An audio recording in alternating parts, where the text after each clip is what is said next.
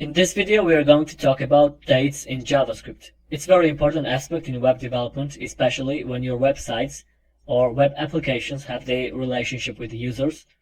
I mean that sometimes you may need to get date of the user registration, or you may need to check the time of the payment, and many others. In all of these cases, you need to know how to deal with dates. Alright. In order to work with the dates, you have to create an instance of the date object. You can then specify the time and date that you want it to. The syntax is the same as it's for creating any object with a constructor notation. Let's create variable and call it date and assign to it date object. By default, when you create a date object, it will hold today's date and the current time. So let's log in console the variable date. Then reload, and let's see what we have here. So the first is the day of the week. Today we have Wednesday. Then it's followed by the date. Today is the 24th of January 2018. Then we have the current time, which is followed by the time zone. When you use date object without setting any specific date of time, JavaScript engine always gives you current date and time. So if you reload the page again, the time will be updated. If you look at the seconds, you will notice that it's changing on every refresh. Okay.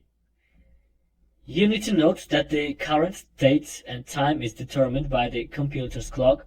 If the user is in a different time zone than you, their day must start earlier or later than yours. Also, if the internal clock on their computer has the wrong date or time, the date object could reflect this by holding the wrong date. If we change the time zone from computer settings, let's set something else here, then it will be updated accordingly. You can manually set the different date and the time. There are several formats and ways of doing that. I'm going to show you one of them, which is a new date string format.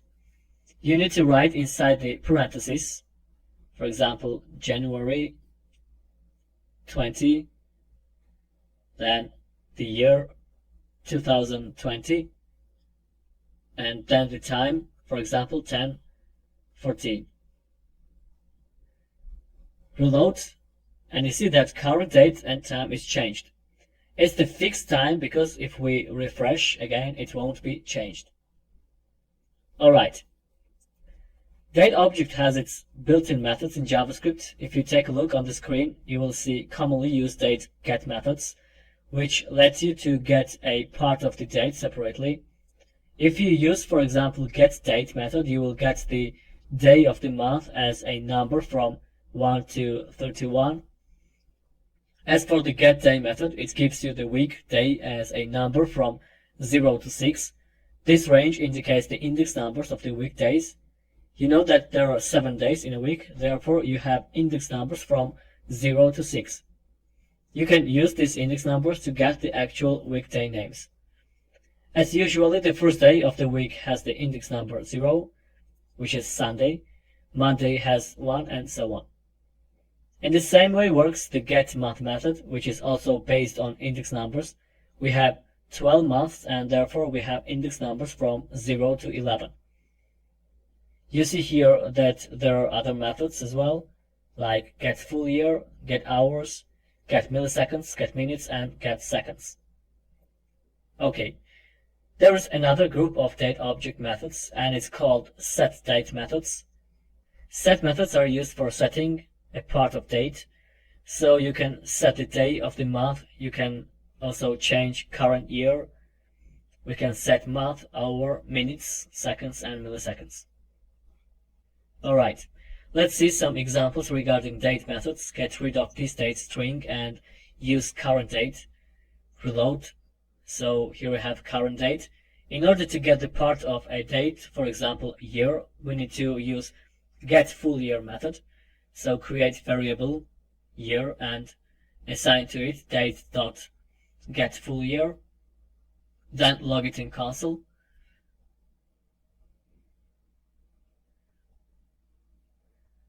Reload, and you see that we got current year from the date separately. In the same way, you can get other parts from date object. For example, let's get month and use here get month method.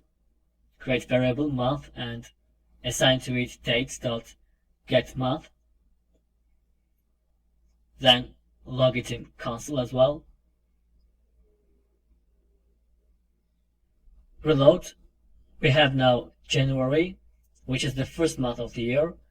Because of that, the index numbers of the months are 0-based. We got the index number 0. Okay, let's use the set methods, which are used for setting the parts of the dates, and change, for example, the current year and month. Write date.set full year and indicate here 1990. Then set the month, write date.setMonth and write here 11.